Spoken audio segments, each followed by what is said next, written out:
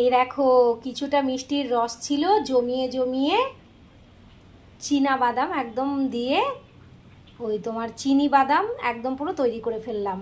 কি সুন্দর না, দেখতে কি সুন্দর হয়েছে। আমি তো ভাবতেই পারিনি যে এত সুন্দর করতে পারবো। দেখো একদম এই থালাটার মধ্যে আমি করেছিলাম।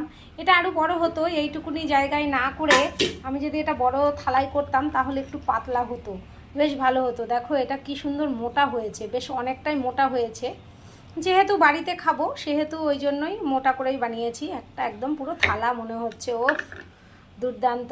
আর একদম বাদামে ভর্তি, খুব সুন্দর লাগছে। এটা দেখতেও যতটা সুন্দর খেতেও ততটা সুন্দর হবে।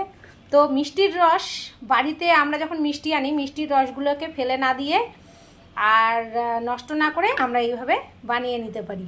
তো কেমন লাগলো অবশ্যই তোমরা জানিও কিন্তু, হ্যাঁ।